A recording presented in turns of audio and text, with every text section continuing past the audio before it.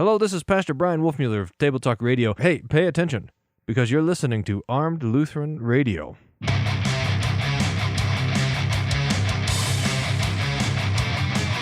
Bringing you law, gospel, and guns.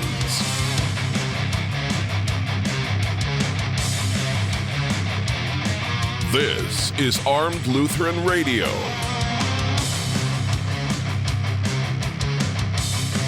Hey folks, welcome to another episode of Armed Lutheran Radio, a show about guns, hunting, competitive shooting, the natural right of self-defense, and what God's Word says about the issues surrounding gun rights and gun ownership. I'm your host, Lloyd Bailey, the Armed Lutheran, and this is episode number 379. Thank you so much for making Armed Lutheran Radio a part of your week again this week, and for those of you who are new to the show, welcome aboard. Those of you who are longtime listeners, thank you for coming back.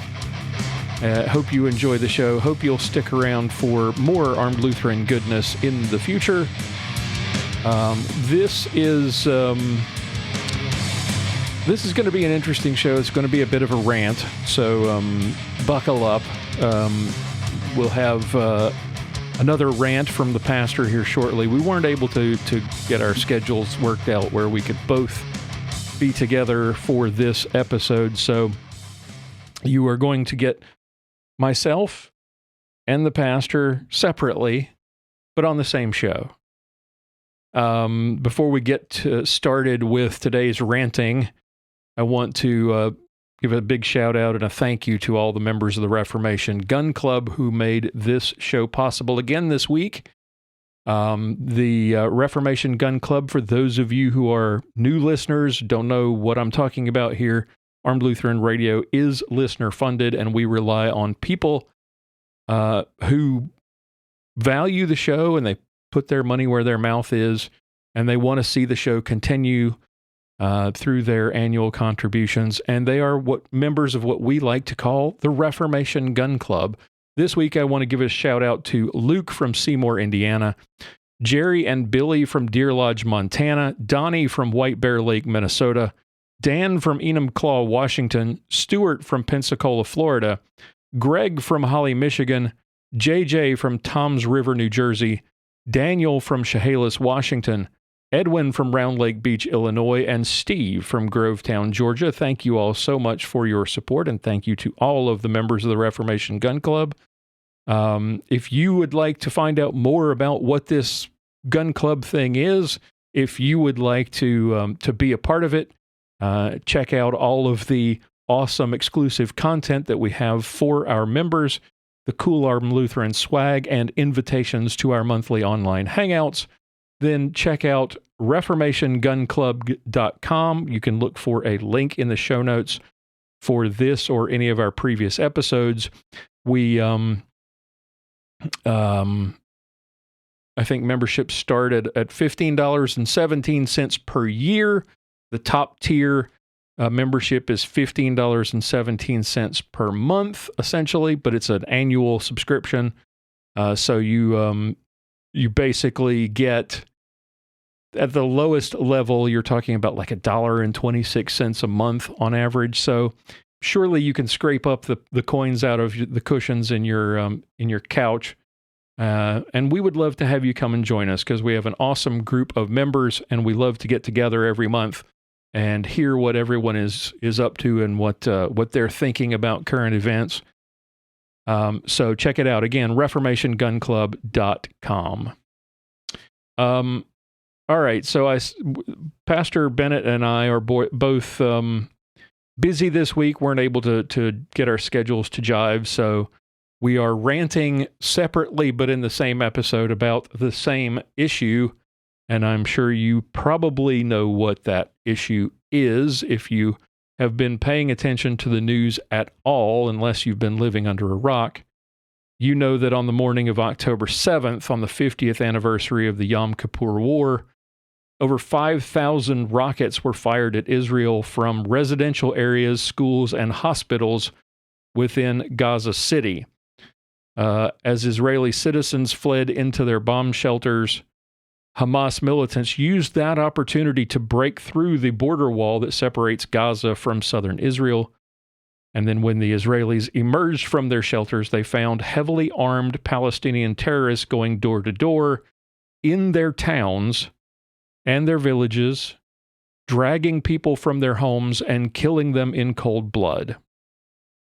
Entire families have been wiped out, men, women, children, the elderly. If you have not seen the photographs, I urge you to steel yourself and look, because you need to see what has happened. Piles of bodies in people's homes,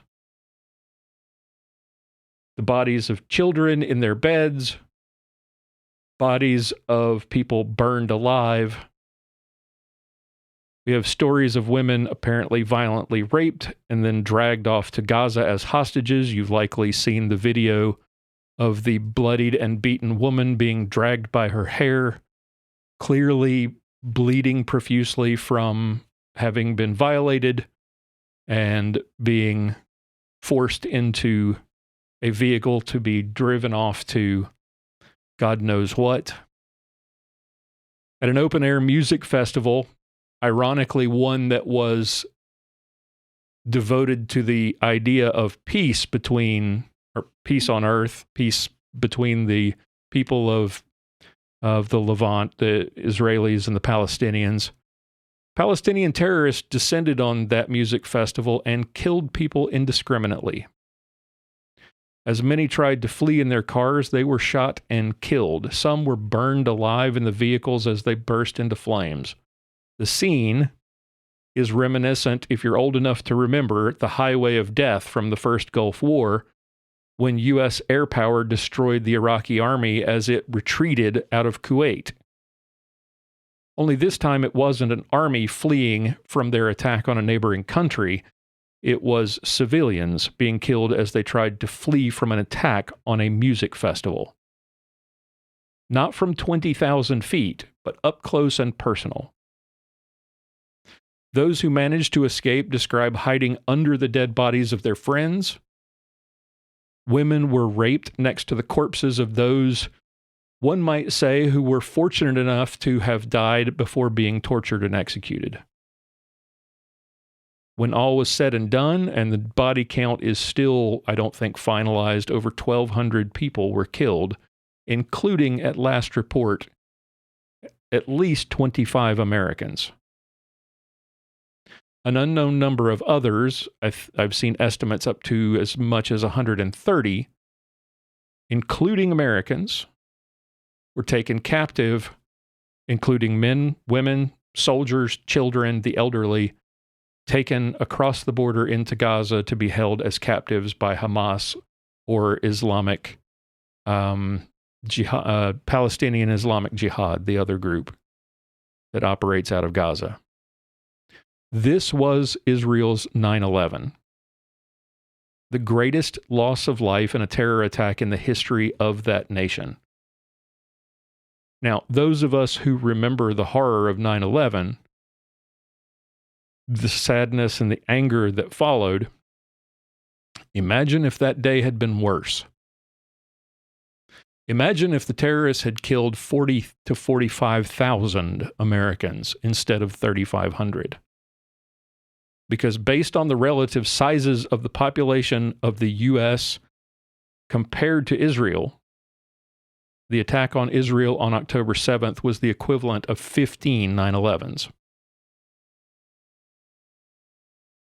Now, I've watched all of this, as I'm sure many of you have as well, in sadness, in horror, in sickness for the past week. And I have had many, many thoughts. Most of them very uncharitable, and some decidedly unchristian.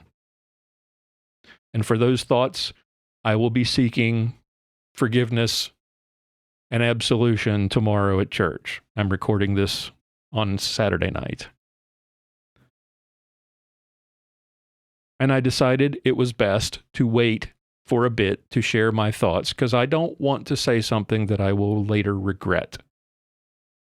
Now, what follows may be a bit scattered, I will try to do my best to organize my thoughts on this coherently. I sat down with a cup of coffee and a good pipe and tried to organize my thoughts as best I could this morning. So, here goes. We in the West have been lulled into this false sense, this false idea that evil does not exist. When we see it, it's somewhere far away. It's usually places like Nigeria or Syria or Chechnya or Bucha. Now it's in Israel. The truth is that it's everywhere. It always has been, it always will be, and it's not going away until Christ returns. And now, and this is part of what had me incredibly saddened, was the sight of people here in the West, people here in this country, celebrating this evil. Student groups at major universities, kids who I'm sure within a few years will be complaining that you and I should be paying off their student loans. They rallied all over the nation. University of North Carolina at Chapel Hill, University of Pennsylvania, Wisconsin at Madison, and many others. They rallied in support of, quote unquote, the decolonization of Palestine. Make no mistake, the word decolonization has a specific meaning. It is the left's euphemism for genocide. And they don't even deny this. Black Lives Matter, a group feted by the left and funded by major corporations and sports leagues like the NFL and the NBA and Major League Baseball, is celebrating the mass rape and murder of Israeli women and children. And this is not just the misguided, oh, I didn't realize what they stand for, although there are some, interestingly enough, CEOs came out and after the kids at Harvard staged one of these protests, a number of major corporations, the CEOs came out and said, I want to know the names of these kids because we're blacklisting them. We will not hire any of them. And a number of these kids who are members of these organizations have suddenly backtracked and said, oh, I didn't know what they were all about. To that I say tough toenails. Sucks to be you. Like I said, it's not just the, oh, I didn't realize what they stand for kind of stuff. In Times Square, they were chanting slogans that make very clear that they know this is genocide, and they support it. This is not just, I support suffering Palestinians, we need peace in the Middle East. No, this is full-throated support for the extermination of the nation of Israel. Some have gone so far on social media to suggest that the same should be done to white people here in the U.S. Now, ironically, this week was also the anniversary of the Battle of Tours in France, where Charles Martel and his army drove back a Muslim invasion of Europe in the year 732. Sadly, though, much of the Muslim world today still thinks like the barbarian hordes of the 8th century. The desire to dominate the world, to kill all non-Muslims, that desire drives much of the conflict in the world, or specifically in the Middle East today. But unlike the 8th century, when men like Charles Martel drove the savages back into their holes in North Africa, the barbarians are no longer at the gates. They are among us. Mass immigration in Europe and open borders in the U.S. have brought the enemy into our midst. Not to mention our insane public education system and our institutions of higher education, which are essentially indoctrination centers for this kind of hatred. The permissiveness of Western society has allowed this threat to grow and to fester. So we can expect this to get worse. We can expect it will come here. And this should be a wake-up call for the nations of Europe who opened their borders to low-cost labor imported from the poorest parts of North Africa and the Middle East. As sad and awful as the details of this attack have been, it's more disheartening in my mind to hear our own citizens, our own media, our own politicians voicing their support for this madness. As Israel now fights to root out and destroy Hamas, something it has to do, many of these voices are calling for restraint. They're equivocating. They're blaming Israel for the terror that was unleashed upon them, that was unleashed on innocent women and children who were sleeping in their beds. They're crying crocodile tears as civilians in Gaza are killed in airstrikes targeting Hamas, airstrikes that are killing civilians because, like the cowards that all of them are, they're not heroes, they're not martyrs, they are cowards hiding behind women and children, storing their rockets and their weapons in the basements of hospitals and schools and mosques. But imagine for a moment if our allies, if our own citizens were calling for restraint after Pearl Harbor or after 9/11. If this is a silly hypothetical, but let's say a terrorist group in Mexico, the cartels in Mexico, let's say they stormed the southern border. They crossed the southern border fences such as they are using paragliders. They fired rockets into southern Texas. They crossed the border and they massacred entire towns in Texas or in Arizona and New Mexico. Do you think we'd be calling for restraint? Do you think we would listen if voices in Europe or at the UN were calling for restraint? We would basically say, F you, and we would level them. Imagine, after the horrors of the Holocaust were revealed to the world, if we were told we need to show restraint, that the deaths of German citizens or Japanese citizens were war crimes or collective punishment. Well, we have heard that kind of idiocy, actually, but only in modern days, after the fact, mostly from guilt-ridden white liberals. But you weren't hearing that kind of nonsense in 1943, 44, or 45. No other Western nation, if brutally attacked, would be held to such a standard. Only Israel is held to that standard. And you have to ask yourself why.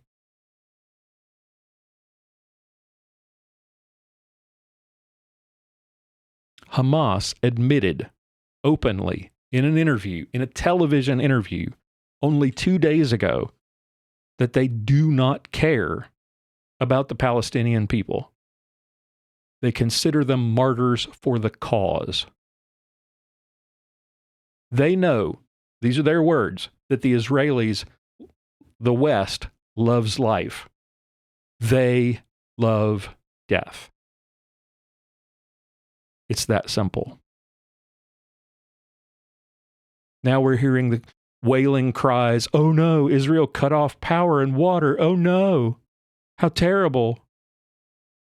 So ask yourself this, why does Israel have to provide any aid, water, electricity, anything, to a country that butchered its people? Why is Gaza dependent on the water provided by their sworn enemies? Maybe it's because they spend all the money that they have and all the aid they receive from us and other Western nations to build arsenals to kill Jews rather than taking care of their own people. Because as they said, they don't care about their people.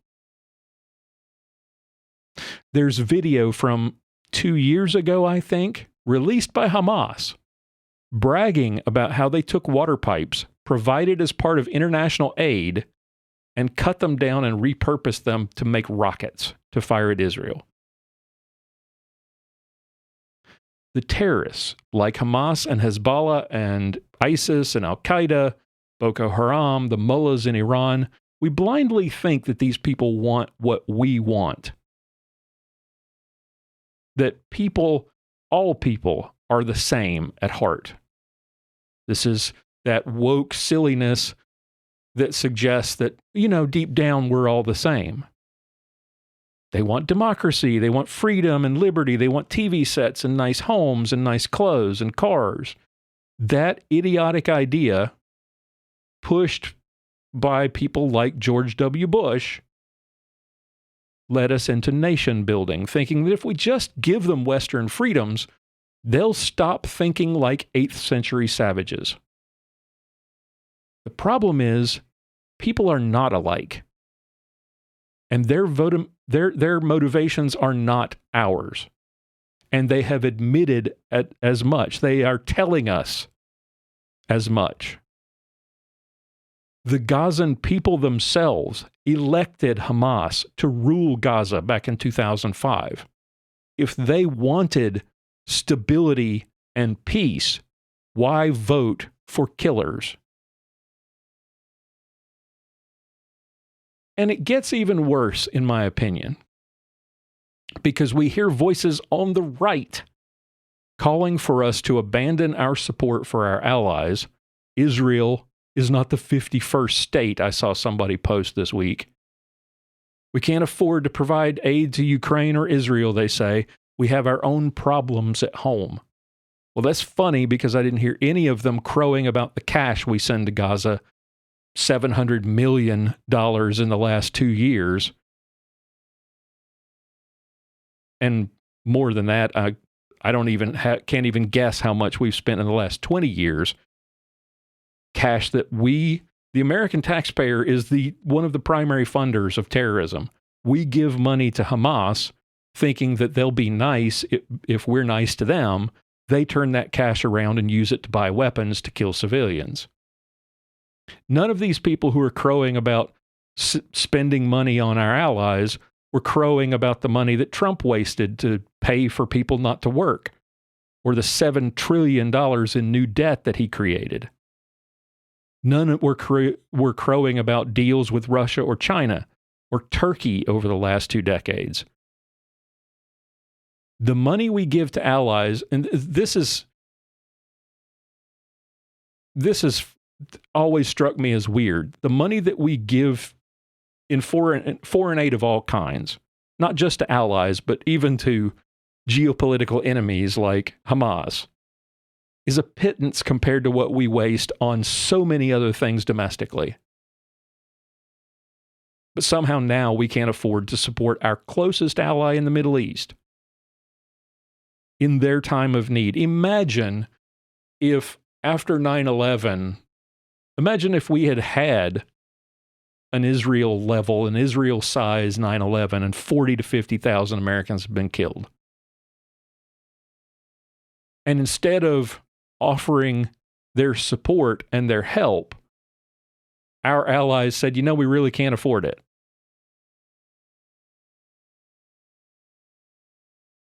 Israel is the only democracy in the Middle East. Israel is the Charles Martel of modern day. They are standing in the breach against barbarism, surrounded by enemies. And as long as those enemies are focused on Israel, they're not focused on us.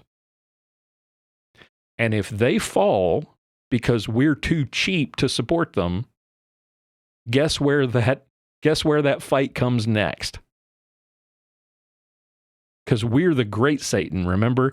Israel is the little Satan. We're the great Satan. Now, I don't want Americans involved in a shooting war in the Middle East, don't get me wrong. But let's also not forget that there are 25 Americans who were butchered by Palestinians, and an unknown number of Americans are held hostage in Gaza. And I don't think we should be doing what we did with Iran and sending them money in exchange for it used to be that we didn't negotiate with terrorists. And then our special forces showed up on their doorsteps and kicked their asses. But with Biden in office, we'll pay up if you take hostages. We promised $6 million or $1 billion for that we'd unfreeze all. I think it was $6 billion worth of money that was going to be for the Iranians in exchange for hostages. Don't you think that maybe that encouraged Hamas to go take some hostages? Because we'll negotiate. We won't fight. We are the paper tiger that Osama bin Laden said we were back in the 90s.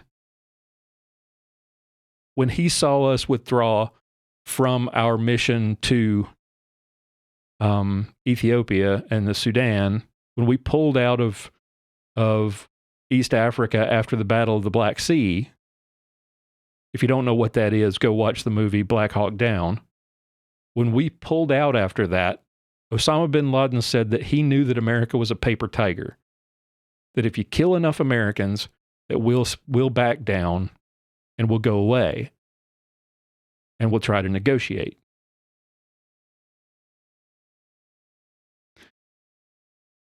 And he was right. Now, I'm arguing here in favor of continuing our support for Israel, but not because of the silly millennial notion that somehow the modern secular state of Israel is the Israel of the Bible. It's not. And this is not some sign of the end times like some reformed preachers are trying to tell you. But I'm tired of watching America abandon its allies. Ukraine, for example, is in the fix it's in. I'm not crazy about the money we're sending them. I'm not crazy about how much military material we're sending them. But they're in the fix that they're in because we failed them. We promised them protection under Obama if they gave up their nukes. They did, and Russia invaded in 2014. And we did nothing. We recruited the Kurds to help fight against Saddam. We abandoned them too. We rebuilt Afghanistan and recruited the Peshmerga, the people of Afghanistan, to fight with us against the Taliban, and then we abandoned them. So now we're going to abandon our closest ally in Israel as well? At some point, we're not going to have any allies left. Why would anybody trust us? Why would anybody trust us? And when we do abandon them, where do you think they turn? They turn to our geopolitical enemies, Russia, China, or Turkey. Or maybe all three.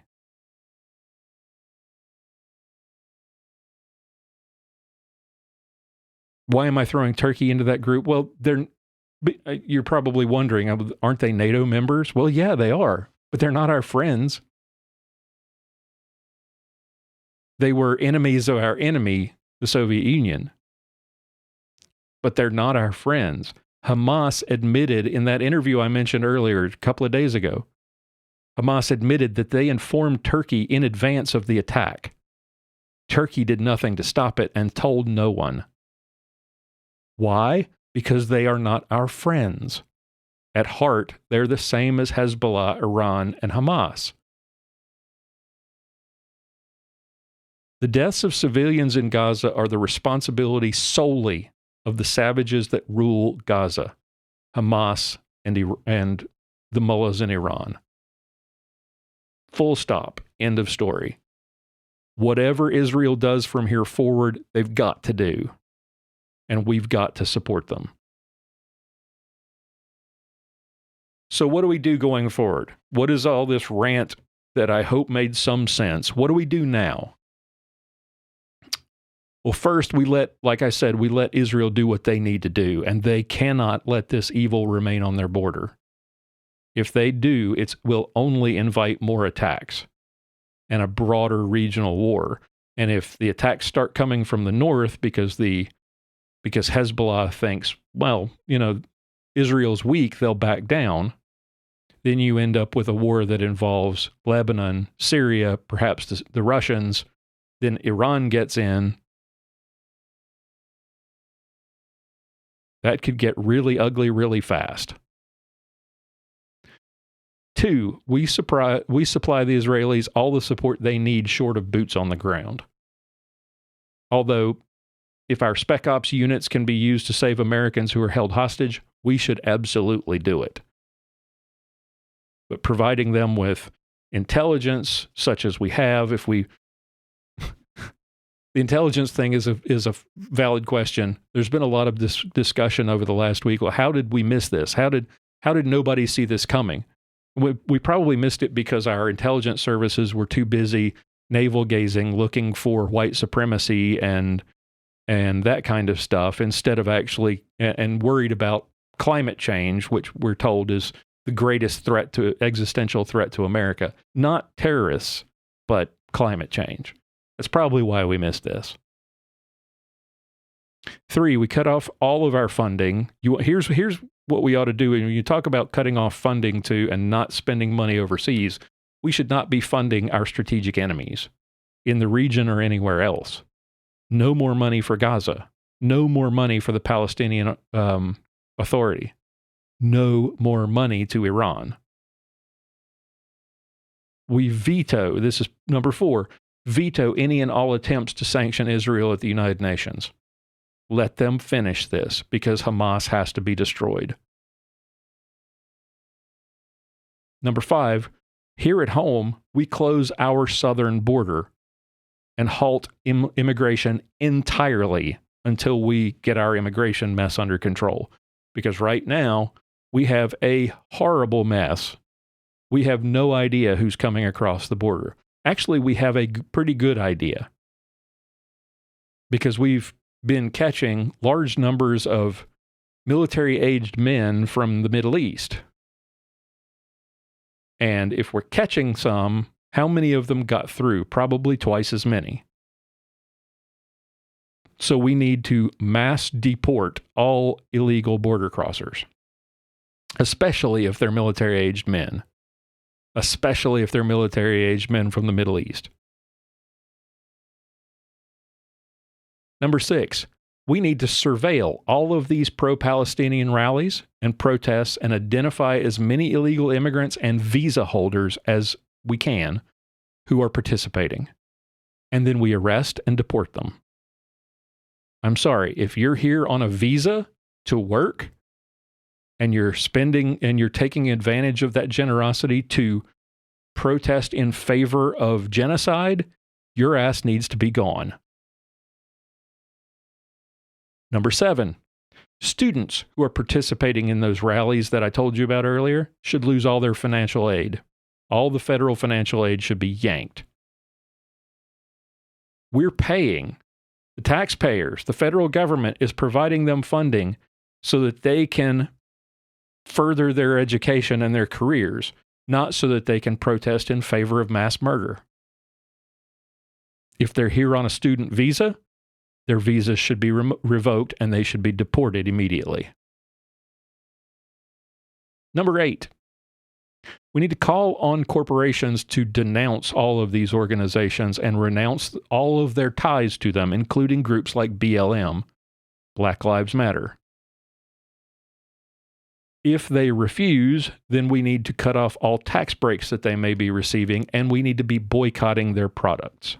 As citizens, as a government, we need to cut off any tax breaks that they may receive, and we need to, as citizens, we need to be boycotting their products. Watching a bunch of billionaires throw a ball around isn't worth it. We need to boycott.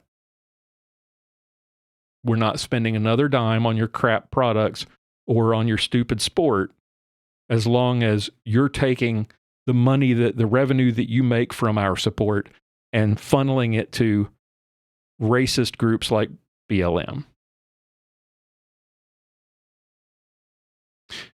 I'm going to leave this last one, or I'm going to put this next one last. And so number 9 would be, we work to unseat all the terror sympathizers in Congress. People like Bernie Sanders, Elizabeth Warren, members of the terror squad, Ilhan Omar, Rashida Tlaib, AOC, that bunch of idiots. We should be doing everything we can to get rid of them and exposing them for the racist anti-Semites that they really are. Number 11, we need to work to replace the stupid and unserious Republicans who claim to speak for us. Here's looking at you, Lauren Boebert, Nancy Mace, Brian Mast, people who are more interested in creating a spectacle and having a photo op and drawing attention to themselves than actually doing their damn jobs. Number, I guess this is 11. Like I said, I had number 9 I'm going to save for last. So we're up to 11 here. We need to work to support all the organizations that protect our Second Amendment rights. The Second Amendment Foundation, your local and state organizations. I'm still hesitant to suggest that you send any money at all to the NRA because I don't see them as an effective fighter for our rights. So focus on groups for like the Second Amendment Foundation, like the the Firearms Policy Council. Firearms, I can't remember. Find a good group that's not the NRA and support them, because we may be needing them more than ever in the coming days, because we're constantly asked, why do you need an AR-15? Well, next time you get asked that question, tell them about the photos of paragliding terrorists flying across the southern border into Israel and how they killed people in their homes. That can happen here, and the government can't protect you. Number 12, pay attention to what people say in the news, in speeches, on social media. Know your enemies, because they are boldly proclaiming what they actually stand for. Decolonization, whenever you see it, whenever you see that word, it means genocide. And there are people calling for it here and in other major Western cities. 13. Well, no, I'm going to save this one for last. So 13, buy guns, buy ammunition, get body armor, have a plan for when excrement hits the rotating blades, as they say, in more colorful language. Because the fight's coming here next, and it's going to come here no matter what we do. Because there's no appeasing 8th century savages who murder children in their beds. And the government cannot protect you. I would almost suggest they will not protect you. As long as they've left the southern border wide open to invasion, they will not protect you, is probably more accurate. So buy a gun. Learn to use it. Stockpile ammo. And then lastly, most importantly, pray. Pray for peace, pray for strength, pray for our international friends, for our leaders in Washington and in our state capitals, that they make the right decisions and do what is necessary to protect their citizens. Pray for all the victims in Israel. And yes, it would certainly be proper even to pray for the civilians in Gaza. For all people according to their needs, as we say every week in the divine service. And while on the one hand, it's a tragedy that those people are facing what they're facing, but that's not Israel's fault. And just because those people are trapped there between Hamas and Israel doesn't mean we should forget them. But at the same time, it doesn't mean that we should be equivocating and suggesting that somehow their deaths are a war crime when Israel is trying to defend itself. But yeah, pray for them too.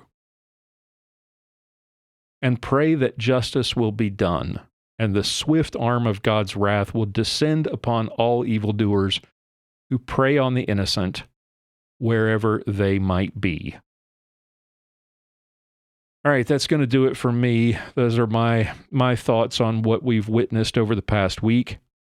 If you have any comments or questions, any complaints, please visit our feedback page at armedlutheran.us/feedback. We'd love to hear from you and respond in a future episode if you so desire. If you have any thoughts on future topics you would like us to discuss, you are encouraged to leave them there as well. All right, I'm going to turn it over now to Pastor Bennett. He's got his own thoughts on what has taken place over the past week. So I will turn it over to him now, and I will talk to you again next week for episode 380. It's time for Pastoral Pontifications with Pastor John Bennett.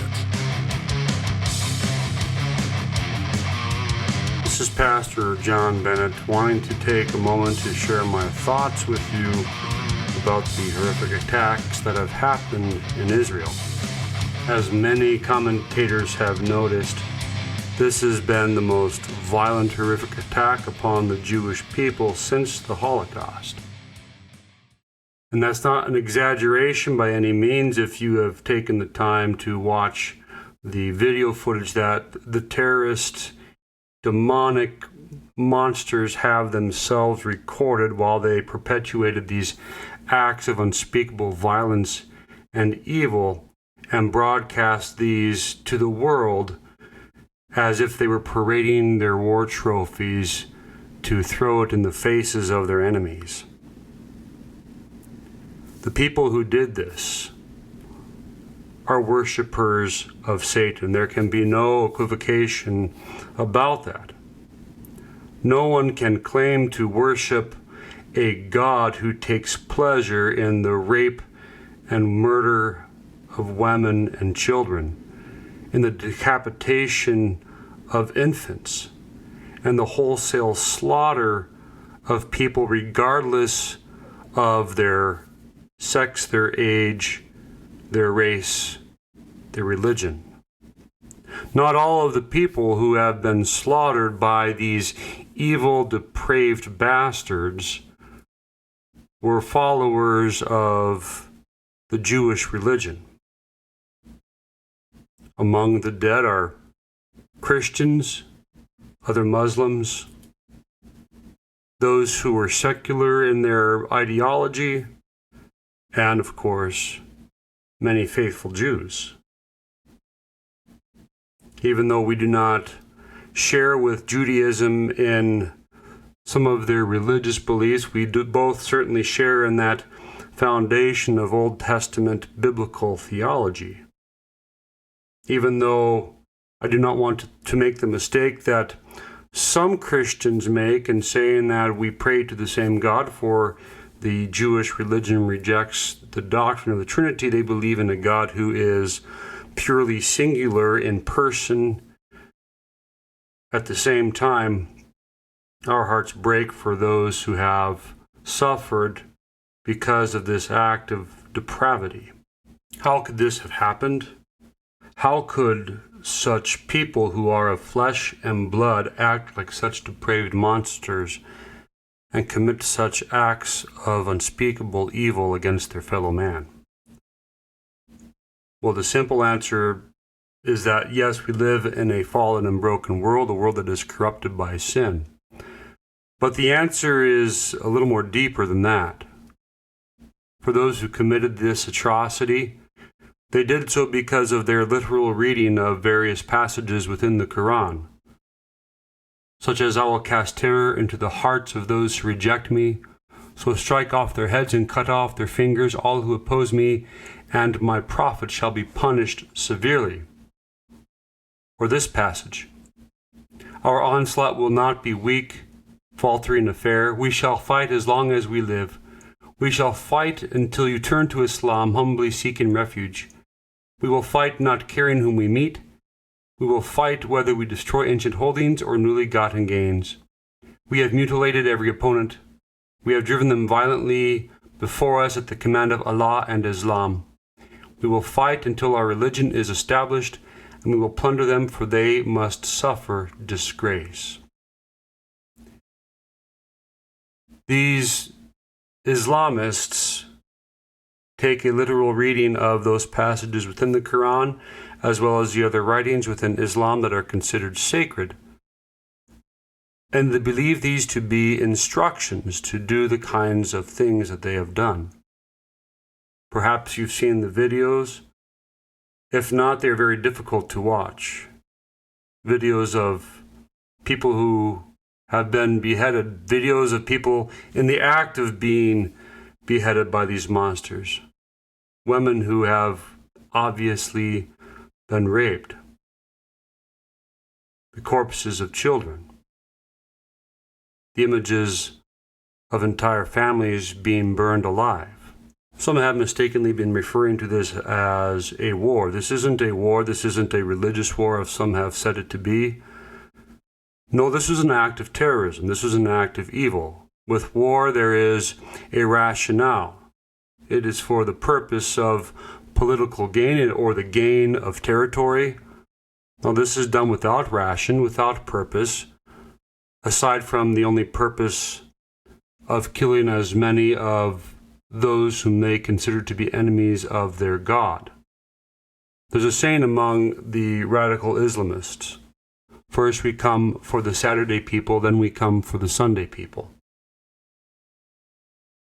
They see us, Christians, as just as guilty and deserving of these kinds of acts of violence as the Jews upon whom they visited this wickedness almost a week ago by the time of this recording. Today there's been a call by leaders of Hamas for a day of rage. I'm recording this on the Friday after these attacks. There have been reports in France and China of Muslims carrying out such acts of violence and stabbing people to death. There was a recording that was released just a day or two ago from a spokesperson for Hamas, admitting that this is an attack that has been in the works for years, admitting that they do not care about the Palestinian people, that they only care about one thing: killing as many infidels as they possibly can. They have said that all of the funds that they have been gathering have been for this one purpose. And we've seen the aftermath of their evil planning.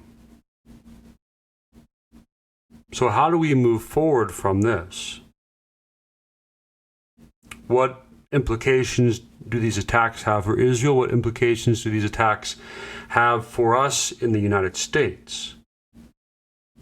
Well, I'd like to start first with the implications this has for our own nation.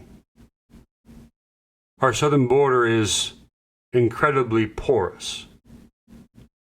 There has been no efforts made whatsoever by the current administration to stem the flow of people crossing the border illegally. There have been numerous people who have been caught who are on the terrorist watch list. During the Trump administration, I believe the total number of people apprehended who were on the terrorist watch list were 24, thereabouts. And now they're getting 5-10 times that within a matter of months. And those are just the ones we catch. What about the ones we haven't caught, the ones that are here already? If anything, this should be an important lesson to our politicians, and I pray they take this lesson seriously, to seal off our southern border. to make it impossible for anyone to enter into this nation except through the legal ports of entry. Despite what the liberals will say, this isn't because we dislike brown people or people that are disadvantaged when it comes to their finances. No, this is about our nation's security. So often the argument has been about our nation's financial security, that we can't afford the social welfare programs that often go to support those who come across the border illegally. In recent years, that argument has shifted towards safety because many of those who come across the border are criminals. MS-13, for example, those who seek to do violence, those who seek to further the drug trade, those who are allied with drug traffickers and the drug cartels. But ultimately, border security needs to be about the safety of this nation and her people. We must do everything within our power, and by we I mean our government, those who have been elected, who are supposed to serve us, not serve themselves or serve their party, that they must do whatever necessary to protect us, to secure our borders. This also highlights the importance of the Second Amendment. And that's what I'll get to a little bit later on, the implications for Israel. But for this nation, how much more important is our Second Amendment now more than ever? You look back to World War II, the reason why the Japanese never invaded, even though they had plans to do so, was because they believed, the saying was among the Japanese, that there was a rifle behind every blade of grass. We need to be projecting that image of strength of our general population, not just of our military. And let's face it, the image that has been projected of our military lately is that they're more concerned about political correctness and wokeness than they are about projecting strength. The Second Amendment is vitally important to the safety and the security and the future of this nation. The other implications that this has for our nation is that, as we have seen within this last week, is that there have been many, and by many I mean several dozen demonstrations, but those who have supported these demonstrations number in the thousands. Those who have been rallying on behalf of Hamas. Our nation, those within our government. Now, I am an absolutist when it comes to the First Amendment, but if you publicly profess support, if you publicly praise those who engage in acts of terrorism, and let's remember there have been 25 of our own citizens that have been brutally slaughtered by these monsters. If you publicly proclaim support for this kind of thing, you should be investigated.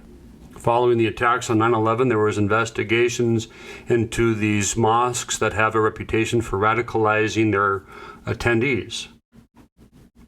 This is a problem in our country. There have been numerous terrorist attacks committed against people of this own country on our soil, committed by those who have been radicalized in these mosques. I think of the Fort Hood shooting, as well as the attack that took place in San Bernardino a number of years back.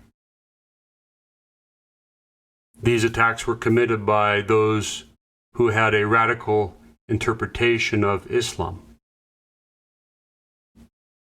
If people are supporting and professing support publicly for these kinds of attacks, our intelligence agencies have a responsibility to investigate them, to see whether or not they have ties to terrorist cells, whether those cells may be here in our own nation or abroad.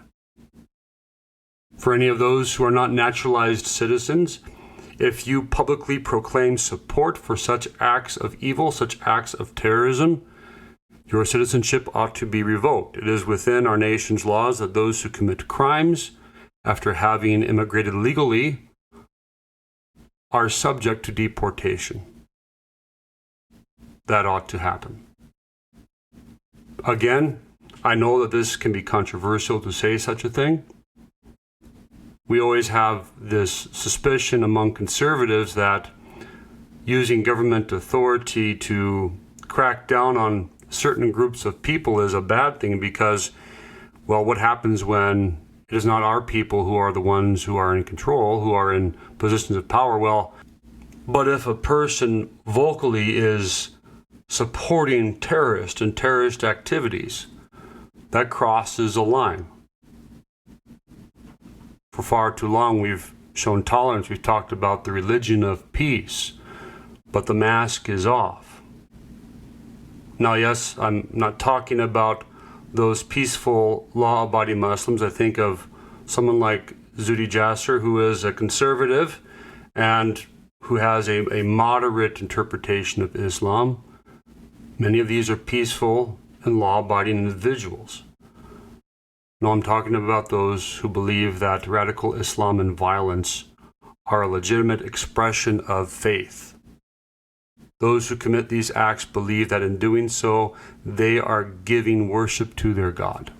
This is incompatible with Western ideology. This is incompatible with the virtues and the standards of life in the United States. Now, what implications does this have for Israel? Israel needs to put in place an equivalent measure similar to our Second Amendment. I think of Switzerland, which is one of the safest nations in the world, and one of the reasons that they are the safest nations, or one of the safest nations in this world, is due to the fact that after a man has completed his mandatory military service, he is then issued his service rifle to keep in his home. Israel has mandatory military service for all men and women. What kind of nation would they have, and could an attack like this, at least the damage from it, been mitigated if every adult man and woman did the same? That following their service, they were issued their service rifle to keep in their home. Now, certainly this wouldn't have stopped the attack, but it is a hell of a lot easier to mitigate the damage when you have the bullets flying both ways. In Israel, your average citizen isn't permitted to carry a firearm. Only 2.5% of the entire nation is actually permitted to lawfully carry a firearm, and so often that privilege is only given to those who are serving in the military or are employed as police officers. After these attacks, the Israeli government has lifted many of these restrictions, and now they're saying as many as 500,000 could be permitted to lawfully carry a firearm. But what might have happened if every adult had been permitted to do so? We might be looking at a few hundred casualties as opposed to, at this time, roughly 1,400. And who knows how many more in the days to come. So I pray to God that Israel makes these changes permanent, for this will provide better safety and security for the people of that nation. The other implications that this has for Israel are obvious, that as a nation they have declared war on Hamas.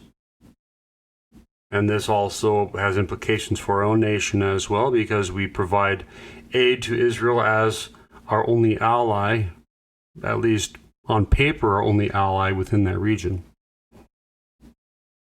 Now, the U.S. should not get involved in this war unless it is our interests that are being threatened. We need to be better prepared to secure our own nation so that this kind of attack doesn't happen here.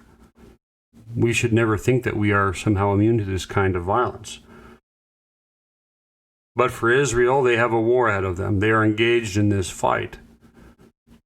And as they are engaged in this fight, as they are fighting not just against their enemies, but again, these are our enemies. They have proclaimed that they want to destroy this nation too. We ought to give them our prayers and our encouragement.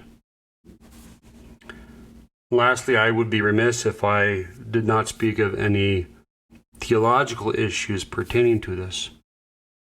I wanted to read to you some of the words of St. Paul's letter to the church in Rome, for it is certainly applicable to the situation. From chapter 10, St. Paul writes, "Brethren, my heart's desire and prayer to God for Israel is that they may be saved. For I bear them witness that they have a zeal for God, but not according to knowledge, for they, being ignorant of God's righteousness, and seeking to establish their own righteousness, have not submitted to the righteousness of God. For Christ is the end of the law for righteousness to everyone who believes." Our God desires to save Israel. He desires their salvation, for Christ's blood was shed to cover their sins as well. We therefore should lift up the people of Israel in our prayers, not just for their temporal deliverance, not just that our God would give them strength and deliver these demonic enemies into their hand, but also that they be saved eternally. That through this horrific act, hearts may be turned to Christ, that they would know Him as the true bringer of peace and salvation. And lastly, as this pertains to ourselves, we cannot live in fear. How can this kind of attack happen here? It certainly can. Can our loved ones suffer the same kind of fate? It certainly is within the laws of probability. For these kinds of attacks are not foreign to our brothers and sisters in Christ who live in violent places throughout the world. May we always trust in Christ and look to Him as the one who has delivered us from death and hell, the one who gives us everlasting life in His kingdom. For no matter what violence we might suffer in this life, it is nothing to be compared with the joy that is ours in the eternal presence of Christ. To Him be all the glory. Amen. May God be with all of you and give you strength no matter what may come our way. John Bennett is the pastor at St. John's Lutheran Church in Willow Creek, Minnesota. For more information, visit stjohnswillowcreek.org. For show notes, be sure to visit our website at www.armedlutheran.us. Check out the Facebook page, The Armed Lutheran, or join our Facebook group, Fans of Armed Lutheran Radio. If you like what you hear, please leave us a comment on our feedback page at armedlutheran.us/feedback, or a review on iTunes, and let us know what you think. Thank you for listening to Armed Lutheran Radio, a member of the Self-Defense Radio Network.